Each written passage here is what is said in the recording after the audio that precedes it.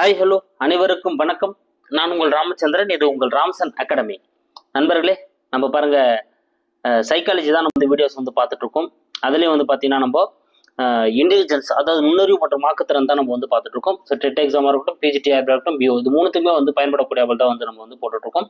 So கண்டிப்பாக இந்த video பார்த்துட்டே இருக்கேன். உங்களுக்கு போன யூனிட்டுக்கான பிடிஎஃப் வந்து நான் தராமல் இருக்கேன். மேக்ஸிமம் அதை நான் உங்களுக்கு வந்து கூடிய சீக்கிரம் கொடுத்துட்றேன். ஓகேங்களா? சரிங்க. இப்போ நம்ம இந்த வீடியோக்கு பார்க்கறதுக்கு முன்னாடி நம்ம லாஸ்ட் வீடியோவில் ஒரு கொஸ்டின் கொடுத்துருந்தோம் இல்லைங்களா? அந்த வீடியோ நம்ம அந்த கொஸ்டினை பார்த்துட்டு வந்துடலாம். என்ன கொஸ்டின் கேட்டிருந்தோம் அப்படின்னா, வெக்ஸ்லர் சோதனை எந்த வயது முதல் எந்த வயது வரை அளவிட முடியும்? ஸோ வெக்ஸ்லருக்கான நுண்ணறிவு சோதனை பற்றி நம்ம வந்து பார்த்துருந்தோம். இதில் மொத்தம் 11 உட்சோதனைகள் இருக்குன்னு பார்த்துருந்தோம். அதில் 6 வந்து சொல் சோதனை, 5 வந்து செயல் சோதனை அப்படின்னு நம்ம வந்து பார்த்துருந்தோம். இது வந்து ஒரு தனியார் சோதனையாக தான் வந்து 1 மணி நேரம் ஆகுது முடிக்கிறதுக்கு எல்லாமே நம்ம போன வீடியோவில் பார்த்துருந்தோம். ஆனால் இது எந்த வயதுக்கு உண்டானவங்களுக்கு உரியது அப்படின்னு பார்த்தீங்க அப்படின்னா, 7 வயது முதல் 16 வயது உரியவை. அப்ப சீதா வந்து இதுக்கான ஆன்சர். 7 வயதுல இருந்து 16 வயது வரை உள்ள குழந்தைகளுக்கு உரியதான் வந்து பார்த்தீங்கன்னா எந்த சோதனைங்க? வெக்ஸ்லருடைய நுண்ணறிவு சோதனைகள். ஓகேங்களா? அப்ப சீதா இதுக்கான ஆன்சர். ஓகே, இந்த வீடியோக்கான 10 கொஸ்டின்ஸ் பார்க்கலாம். அது நம்ம சேனலுக்கான புதுசாக வரீங்க அப்படின்னா நம்ம சேனலையும் சப்ஸ்கிரைப் பண்ணிக்கோங்க. கூட பக்கத்தில் இருக்கிற பெல் பட்டனை கிளிக் பண்ணி நோட்டிஃபிகேஷன் ஆல் அப்படின்றதையும் கொடுத்துக்கோங்க. அப்பதான் நம்ம போடுற வீடியோஸ் எல்லாமே உங்களுக்கு உடனடியாக வந்துட்டு இருக்கும். ஓகேங்களா? சரிங்க. ஃபர்ஸ்ட் கொஸ்டின் பார்க்கலாம் பாருங்க. முதிர் பருவத்தினரின் நுண்ணறிவை அளவிடும் நம்பகமான சோதனை எது? அதாவது முதிர் பருவம் அடைஞ்சிட்டாங்க இல்லையா? அப்படி முதிர் பருவம் அடைஞ்சவங்களோட ஓகேங்களா நுண்ணறிவு அளவிடணும். ஸோ அடல்ட்டா இருக்காங்க அப்படின்னா அவங்களோட நுண்ணறிவு அளவிடணும் அப்படின்னா அதுக்கு ஒரு நம்பகத்தன்மையான ஒரு சோதனையா வந்து கருதப்படக்கூடியது எது அப்படின்றத உங்களுக்கு கேள்வி. இதுக்கான ஆன்சர் என்ன பார்த்தீங்கன்னா, வெக்ஸ்லர் நுண்ணறிவு சோதனை. ஸோ வயது வந்தவருக்கான நுண்ணறிவு சோதனைனாலே யாரும் நம்ம பார்த்துட்டோம். வெக்ஸ்லர் அடல்ட் இன்டெலிஜென்ஸ் ஸ்கேல் அப்படின்னு சொல்லுவாங்க. நான் அன்னைக்கே சொன்னேன், WAIS அப்படின்னு இதனோட ஷார்ட் நேம் சொல்லுவாங்க. ஓகேங்களா? Wechsler adult intelligence scale. இதை தான் நான் வந்து அப்படி கேட்டிருக்கேன். ஓகேங்களா? முதிர் பருவத்தினருக்கான நுண்ணறிவு அளவிட நம்பகமான சோதனைனா இதுதான். வெக்ஸ்லரோட நுண்ணறிவு சோதனை தான் வந்து அழைக்கப்படுது. அடுத்து, சொற்சோதனைகளுக்கான குறுக்குவெட்டு நம்பகத்தன்மை டேஷ் என நிரூபிக்கப்பட்டுள்ளது. ஸோ ஒரு சொற்சோதனையை நடத்துறோங்க. ஓகேங்களா?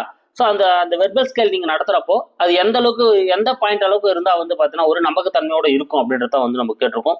என்ன அப்படின்னா 0.93 பி தான் இதுக்கான ஆன்சர். ஸோ சொற்சோதனை நீங்கள் நடத்துறீங்க அப்படின்னா 0.93 அப்படின்றத வந்து பார்த்தீங்கன்னா ஒரு நம்பகத்தன்மை கொண்டதாக வந்து காணப்படும். ஓகேங்களா? இதே ஒரு முழு சோதனையை நீங்கள் வந்து நடத்துறீங்க அப்படின்னா அதுக்கு வந்து 0.97. சொற்சோதனையாக இருந்தால் 0.93. இதனால நீங்கள் ஞாபகம் வச்சுக்கோங்க. அடுத்து தேர்ட் கொஸ்டின் பார்க்கலாம் பாருங்க. ஆல்பர்ட் பீனே நுண்ணறிவு சோதனைகளை கொண்டு ஒரு சமயத்தில் எத்தனை பெயரை அளவிட முடியும்? அதாவது ஆல்பர்ட் பீனோட அந்த நுண்ணறிவு சோதனையை வந்து நீங்க எடுத்து அளவிடுறீங்க. அந்த சோதனை மூலமா ஒரே நேரத்துல எத்தனை பேரை நம்மளால அளவிட முடியும்? சூப்பர். ஆல்பர்ட் பீனோட அந்த சோதனை எடுத்து அளவிட்டீங்க அப்படின்னா ஒரே நேரத்துல ஒருவரை மட்டும்தான் நம்மளால அளவிட முடியும். அப்ப ஏதா அதுக்கான ஆன்சர். ஒரே நேரத்தில் ஒருவரை மட்டுமே அளவிட முடியும். அடுத்து ஃபோர்த் கொஸ்டின். பிறரால் கவனிக்கப்படுவதால் எழும் திறன் குறைவினை டேஷ் எனப்படும். ஸோ பிறர் நம்மளை கவனிக்கிறாங்க, பிறர் நம்மளை நோட் பண்றாங்கன்ற அந்த இதுவால ஏற்படக்கூடிய அந்த திறன் குறைபாட்டை நம்ம எவ்வாறு அழைக்கிறோம்? சூப்பர். பிறரால் கவனிக்கப்படுவதால் எழுதப்படும் திறன் குறைபாடு எப்படி அழைக்கப்படுது அப்படின்னு பாத்தீங்கன்னா சமூக தடைபாடு அப்படின்னு அழைக்கப்படுது. சீதா இதுக்கான ஆன்சர். எப்படி அழைக்கப்படுதுங்க? சமூக தடைபாடு, அதாவது சோசியல் இன்ஹிபிஷன் அப்படின்னு சொல்லுவாங்க. சோசியல் இன்ஹிபிஷன் அப்படின்னு சொல்லுவாங்க. சமூக தடைபாடு, பிறரால் கவனிக்கப்படுவதால் எழும் அந்த திறன் குறைபாடு தான் வந்து சமூக தடைபாடுன்னு அழைக்கப்படுது. அடுத்த 5வது கேள்வி. கொஞ்சம் கொஸ்டின் பெருசா இருக்கும், பொறுமையா பாருங்க. முதலில் முதல் உலக போரில் அமெரிக்காவில் உருவாக்கப்பட்ட போர் படைக்கு ஆட்களை தேர்ந்தெடுக்க ஆங்கிலம் எழுத படிக்க தெரிந்தவர்களுக்கு டேஷ் தொகுதி சோதனை நடைபெற்றது. இதுதான் ரொம்ப முக்கியம். இது ஆல்ரெடி எக்ஸாம்ல கேட்டிருக்காங்க. ஆங்கிலம் எழுத படித்த தெரிந்தவர்களுக்காக நடத்தப்பட்ட சோதனை எதுன்னே கேட்டிருக்காங்க. ஸோ எது அப்படின்னு வந்து பாத்தீங்கன்னா ஹால்பா சோதனை, ஆர்மி ஹால்பா டெஸ்ட் அப்படின்னு சொல்லுவாங்க. AAT அப்படின்னு சொல்லுவாங்க. ஆர்மி ஹால்பா டெஸ்ட் அப்படின்னு சொல்லுவாங்க. அப்போ ஆங்கிலம் எழுத படிக்க தெரிஞ்சவர்களுக்காக நடத்தப்பட்டதா வந்து ஹால்பா டெஸ்ட். எப்போ? முதல் வேர்ல்டு வார்ல அந்த படை வீரர்களை எடுக்கிறதுக்காக. அடுத்து 6th கொஸ்டின் பார்க்கலாம் பாருங்க. பீட்டா சோதனை என்பது யாருக்கானது? ஸோ பீட்டா சோதனை அப்படின்னு பார்க்கலாம். நீங்க வந்து அங்க இது பார்த்தீங்கன்னாலே உங்களுக்கு தெரிஞ்சிடும். முதல்ல என்ன பார்த்தோம்? ஆங்கிலம் எழுத படிக்க தெரிந்தவர்களுக்கு நடத்தப்பட்டது ஆல்பா சோதனை. அப்போ ஆங்கில மொழியறிவு இல்லாத இருப்பாங்க இல்லையா, அவங்களுக்காக நடத்தப்பட்டதா வந்து பார்த்தீங்கன்னா பீட்டா சோதனை. ஸோ யாருக்குமே ஆங்கில மொழியறிவே இல்லை அப்படின்னா அவங்களுக்காக நடத்தப்பட்டதா ABT அப்படின்னு சொல்லுவாங்க. அதாவது ஆர்மி பீட்டா டெஸ்ட் அப்படின்னு சொல்லுவாங்க. ஓகேங்களா? அடுத்து 7வது கொஸ்டின் பாருங்க. டேஷ் தொகுதி சோதனைகளில் படங்களும் எண்களுமே பயன்படுத்தப்பட்டன. ஸோ எந்த விதமான தொகுதி சோதனைகள்ல வெறும் படங்களையும் எண்களையும் மட்டுமே பயன்படுத்தி சோதனைகளை வந்து நடத்தினாங்க அப்படின்றத உங்களுக்கான கேள்வி. இதுக்கான ஆன்சர் என்ன அப்படின்னு வந்து பார்த்தீங்கன்னா ஸோ பீட்டா சோதனை எதுலங்க, பீட்டா சோதனைகளை தான் வந்து என்ன பண்ணியிருப்பாங்க, இடங்களை எண்களை வந்து பயன்படுத்தி நடத்திருப்பாங்க. ஏன் அப்படின்னா கொஞ்சம் முன்னோக்கி போனோம் அப்படின்னா பீட்டா சோதனை நம்ம என்னன்னு பார்த்தோம், ஆங்கில மொழி அறிவோம், அதாவது ஆங்கிலத்தை படிக்கவோ எழுதவோ தெரியாம இருக்காங்க இல்லையா, அவங்களுக்காக நடத்தப்படுற சோதனை தான் பீட்டா சோதனைன்னு பார்த்தோம். ஸோ அவங்களுக்கு எழுத படிக்க தெரியாதுன்றதுனால படங்களையும் எண்களையுமே பயன்படுத்தி அவங்கள வந்து என்ன பண்ணியிருப்பாங்க, சோதனை பண்ணியிருப்பாங்க. ஓகேங்களா, இப்போ கிளியரா புரிஞ்சிருக்கும். அடுத்து 8வது கேள்வி, நுண்ணறிவுக்கான தொகுதி சோதனைகள் யாரால் உருவாக்கப்பட்டது? ஸோ நுண்ணறிவுக்கான நிறைய தொகுதி சோதனைகள் வந்து காணப்படும். ஓகேங்களா, அப்படி நுண்ணறிவுக்கான அந்த தொகுதி சோதனைகள் வந்து யாரால் உருவாக்கப்பட்டது? சூப்பர், யாருங்க, எர்க்ஸ் அப்படின்றவர் தான் வந்து இது உருவாக்குறாருங்க. நுண்ணறிவுக்கான தொகுதி சோதனைகள் வந்து பாத்தீங்கன்னா எர்க்ஸ் அப்படின்றவரால் தான் வந்து என்ன பண்ணப்பட்டிருக்கும், உருவாக்கப்பட்டிருக்கும். அப்ப இதுக்கான ஆன்சர் என்னதுங்க, எர்க்ஸ் அப்படின்றதான் வந்து இதுக்கான ஆன்சர்.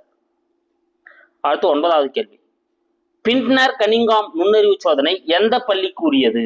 பின்ட்னர் கன்னிங்ஹாம் அப்படின்றவருடைய அந்த நுண்ணறிவு சோதனை எந்த பள்ளிக்கு உரியது? அதாவது எந்த பள்ளி மாணவர்களுக்குரியது, இன்னும் கிளியரா சொல்லணும்னா சூப்பர், ஆரம்ப பள்ளி மாணவர்களுக்குரியது. அதாவது 1ஆம் வகுப்பிலிருந்து 5ஆம் வகுப்பு வரை படிக்கக்கூடிய அந்த மாணவர்கள் இருக்காங்க இல்லைங்களா, அவங்களுக்கான நுண்ணறிவு அளந்தறிய பயன்படக்கூடிய சோதனை தான் வந்து பின்ட்னர் கன்னிங்ஹாம் சோதனை. இதெல்லாம் நோட் பண்ணிங்க, இது கேட்கறதுக்கான வாய்ப்புகள் கொஞ்சம் அதிகம்.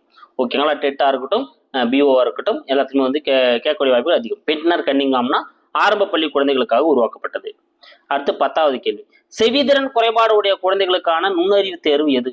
ஸோ செவிதிறன் குறைபாடு இருக்காங்க அப்படின்னா, அதாவது அந்த குறைபாடு காது கேட்கிற குறைபாடுடைய குழந்தைகளுக்காகவே வந்து ஒரு நுண்ணறிவு சோதனை வந்து அளவுகோல் வந்து வெளியிட்டிருப்பாங்க. அது எந்த சோதனை அப்படின்னு தான் நான் கேட்டிருக்கேன். சூப்பர், பின்ட்னர் மற்றும் பேட்டர்சன் சோதனை. சி தாங்க இதுக்கான ஆன்சர், பின்ட்னர் மற்றும் பேட்டர்சன் சோதனை தான் வந்து பார்த்தீங்கன்னா செவித்திறன் குறைபாடுடைய குழந்தைகளுக்கான ஒரு நுண்ணறிவு சோதனை.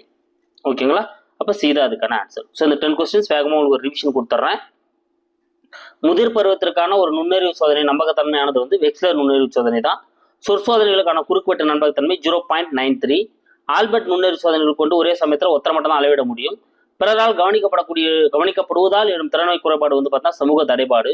முதல் உலக போர்ல ஆங்கிலம் எழுத படிக்க தெரிந்தவர்களுக்கு நடத்தப்பட்ட சோதனை ஆல்பா சோதனை, எழுத படிக்க தெரியாதவங்க நடத்தப்பட்ட சோதனை பீட்டா சோதனை. ஆனால் தான் அந்த பீட்டா சோதனை படங்களும் எண்களையும் பயன்படுத்தியிருப்பாங்க. நுண்ணறிவுக்கான தொகுதி சோதனைகள் யாரால் உருவாக்கப்பட்டது அப்படின்னா எர்க்ஸ் அப்படின்றவரால் தான் உருவாக்கப்பட்டது. பின்ட்னர் கன்னிங்ஹாம் நுண்ணறிவு சோதனை வந்து பார்த்தீங்கன்னா ஆரம்ப பள்ளி மாணவர்களுக்குரியது. செவிதிறன் குறைபாடுடைய குழந்தைகளுக்காக உருவாக்கப்பட்ட நுண்ணறிவு சோதனை வந்து பார்த்தீங்கன்னா பின்ட்னர் பேட்டர்சன் சோதனை. அடுத்து இது நீங்க ஞாபகம் வச்சுக்கோங்க, கொஞ்சம் கன்ஃபியூஸ் ஆகாமல் இருக்கும். பேட்டருடைய சன் வந்து பார்த்தீங்கன்னா செவிதிறன் குறைபாடு உடையவர் ஞாபகம் வச்சுக்கோங்க, உங்களுக்கு வந்து அப்படி வச்சுன்னா மறக்காது. ஓகேங்களா, ஏன்னா இங்க பாருங்க இதுவும் பின்னர் கன்னிங்ஹாம்னு வரும் அதுக்காக.